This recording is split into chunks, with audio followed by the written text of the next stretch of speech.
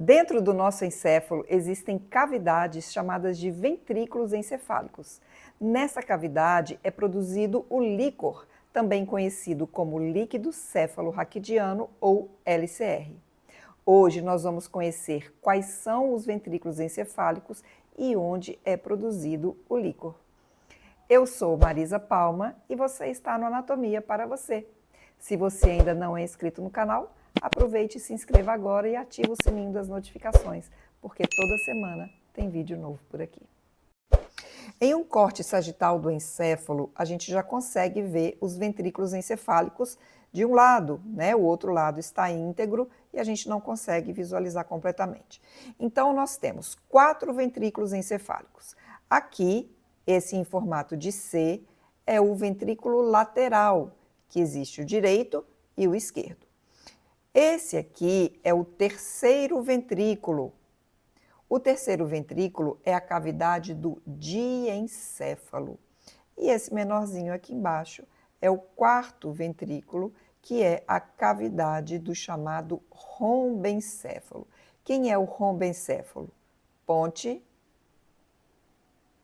cerebelo e bulbo.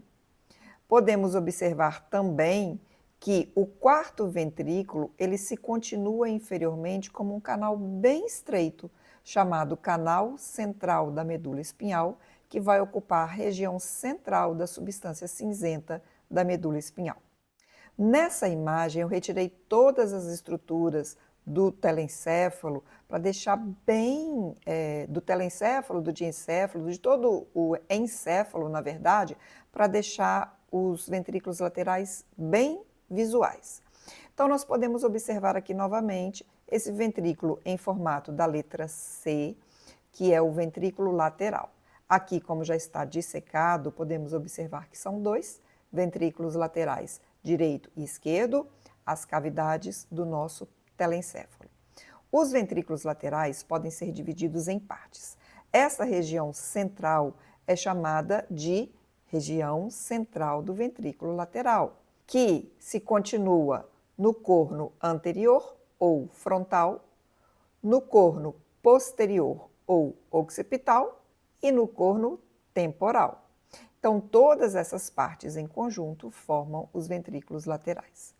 Veja que entre os ventrículos laterais e o terceiro ventrículo, que é a cavidade do diencéfalo, existe uma pequena comunicação, que é chamada de forame interventricular.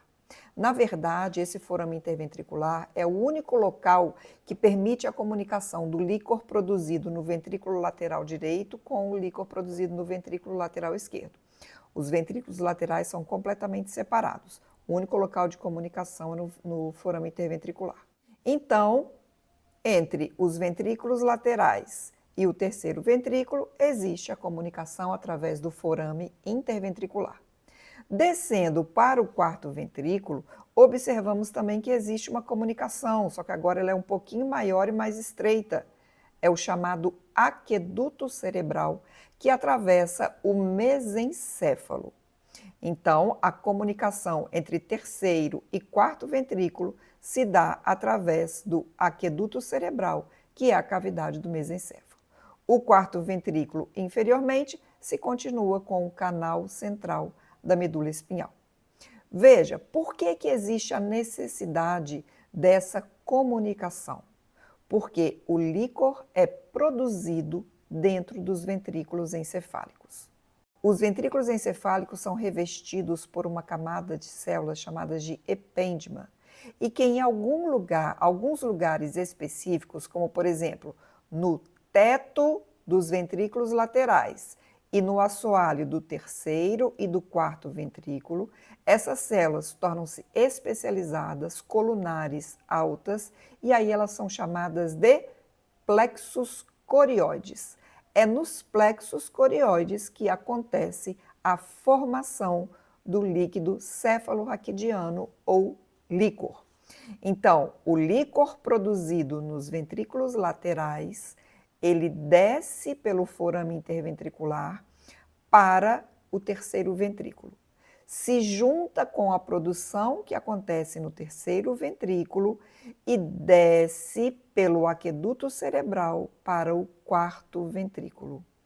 No quarto ventrículo também há produção de líquor e no quarto ventrículo o líquor vai sair dos ventrículos laterais.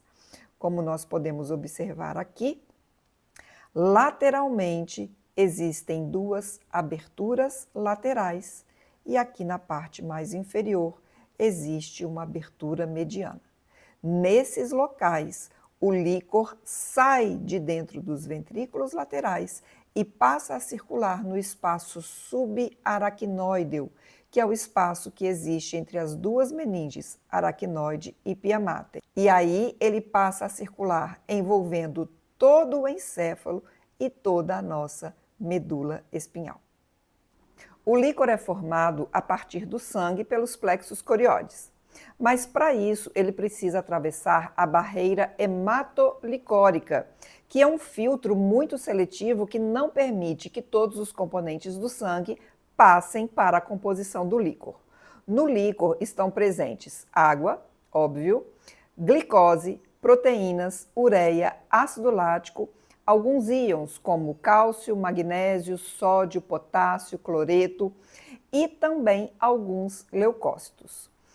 Por dia, nós renovamos o nosso líquor cerca de 3 vezes. O volume total do líquor presente no nosso corpo é cerca de 100 a 150 ml. Então, os ventrículos estão a todo momento filtrando o sangue, produzindo o líquor e jogando o líquor para dentro dos ventrículos. Na abertura mediana e nas aberturas laterais, ele sai para o espaço subaracnoide. Mas ele vai ter que ir para algum lugar. Por quê? Precisa dar espaço para o líquor que está sendo formado lá dentro dos ventrículos. Então, por isso, na nossa dura mater, existem formações chamadas de granulações aracnoideas e elas vão reabsorver o líquor de volta para o sangue. Então, o líquor é formado a partir do sangue, circula nos ventrículos encefálicos e no espaço subaracnoide e é devolvido ao sangue quando ele é reabsorvido pelas granulações aracnoides. No tempo que o líquor está presente no nosso organismo, ele realiza 3 funções muito importantes. A primeira é a proteção mecânica. Como ele está ao redor do nosso encéfalo e da nossa medula espinhal, ele acaba formando um colchão protetor contra traumas que possam acontecer nessa região. A segunda função é uma proteção química, porque os íons presentes no líquor, eles formam um ambiente excelente para que haja sinapses. Tanto que um desbalanço, uma descompensação na quantidade de íons presentes no líquor podem alterar as sinapses que acontecem no nosso tecido nervoso. E a terceira função é a circulação.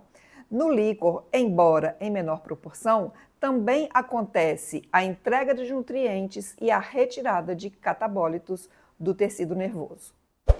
Então, se você ficou com alguma dúvida sobre esse assunto, deixe nos comentários, aproveite e dê o seu like. E eu te vejo num próximo vídeo.